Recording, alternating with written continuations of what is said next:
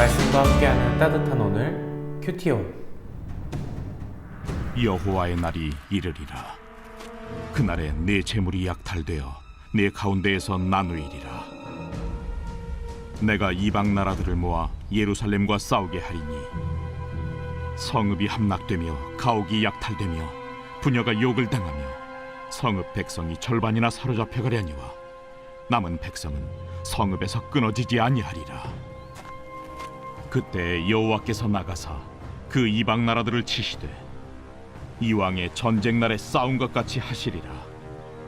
그날에 그의 발이 예루살렘 앞 곧 동쪽 감람산에 서실 것이요 감람산은 그 한가운데가 동서로 갈라져 매우 큰 골짜기가 되어서 산 절반은 북으로 절반은 남으로 옮기고 그 산 골짜기는 아셀까지 이를지라.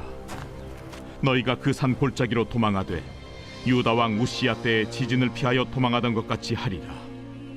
나의 하나님 여호와께서 임하실 것이요 모든 거룩한 자들이 주와 함께하리라.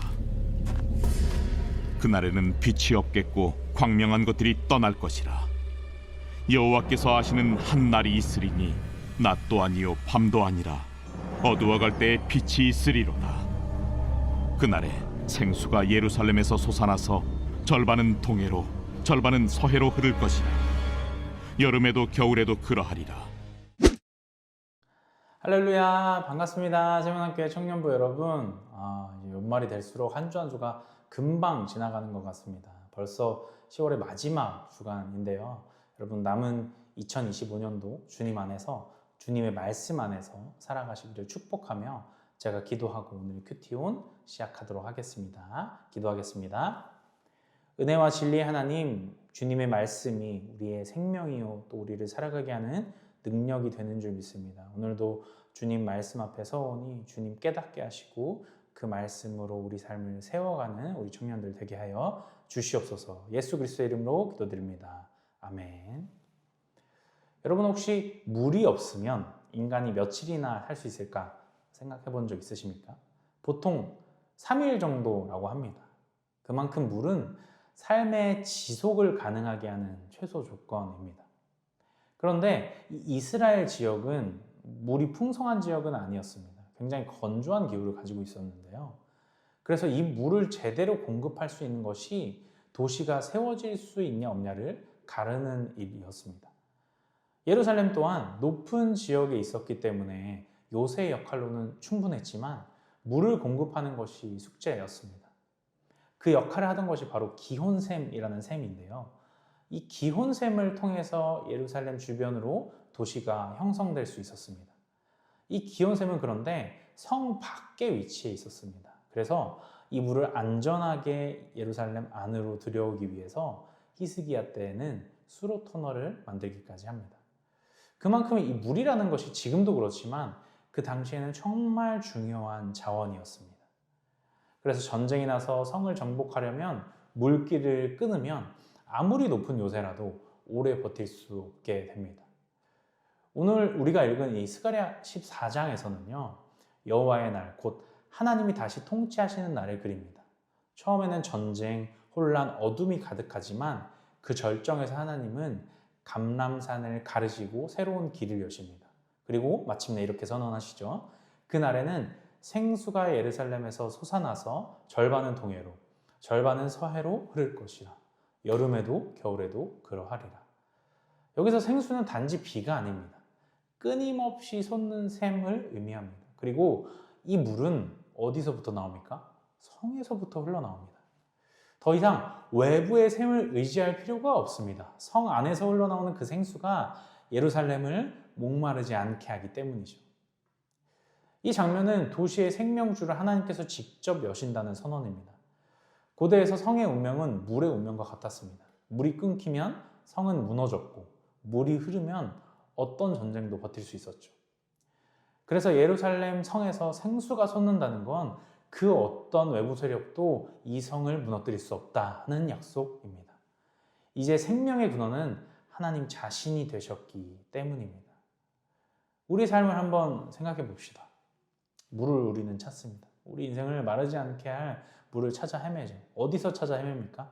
밖에서 찾아 헤맵니다. 그래서 어떻게든 안전하게 그 물을 이 안으로, 우리 삶 안으로 들이기 위해서 노력합니다. 채워 나가려고 합니다. 그러나 그 샘은 한계가 있습니다. 어떤 한계가 있습니까? 비가 내리지 않거나 적군이 그 샘을 막아버리기라도 한다면 높은 요새, 높은 벽은 소용이 없고 우리 인생이 메마르는 것을 넘어서 무너지게 됩니다. 하나님은 그런 우리에게 오늘 스가랴의 말씀을 통해 이야기하시는 것입니다. 그 물이 이제 너의 인생 안에서 솟아나게 하겠다. 더 이상 그 물길이 끊어질까 걱정하는 인생이 아니고 너희 안으로부터 넘쳐서 밖으로 흐를 수 있는 생수가 너희 인생 가운데 있을 것이다 라고 말씀하시는 것입니다. 여러분, 그렇다면 그 생수는 무엇입니까? 내가 주는 물을 마시는 자는 영원히 목마르지 아니하리니 내가 주는 물은 그 속에서 영생하도록 솟아나는 샘물이 되리라. 예수 그리스도입니다. 예수 그리스도를 믿는 자는 그가 주는 물을 마시는 자요. 그 물을 마시는 자는 그 속에서 영생토록 샘물이 솟아나는 자라는 것을 믿으시기 바랍니다, 여러분.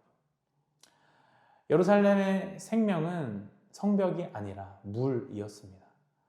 우리 삶의 생명도 노력이나 환경이 아니라 예수 그리스도를 통해 오는 은혜인 줄 믿습니다.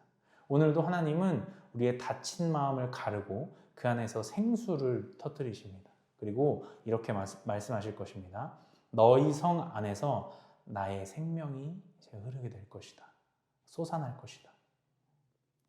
이제 여러분, 겨울이 오고 있습니다. 건조하고 추운 그 계절, 우리의 삶 가운데에서도 찾아오는 그 계절에 그리스도를 믿는 저와 여러분은 그 안에서, 예수 그리스도 안에서 흘러나오는 영원한 샘물로 말미암아 살아가게 되기를 소망합니다. 그래서 오늘의 질문은 이렇습니다. 여러분의 인생에 샘물이 솟아나고 있습니까? 함께 생각해 보기 바랍니다.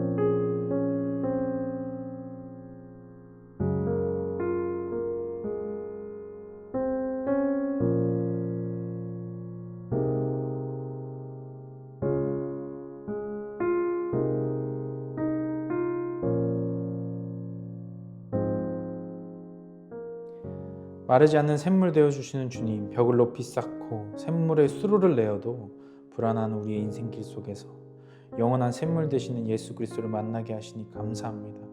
그리스도를 통해 우리의 삶이 더 이상 마르지 않을까 고민하는 것보다 어디로 흘려보낼까 고민하는 삶 살게 하여 주시옵소서. 예수 그리스도의 이름으로 기도드립니다. 아멘.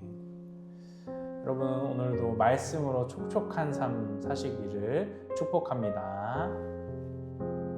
파이팅!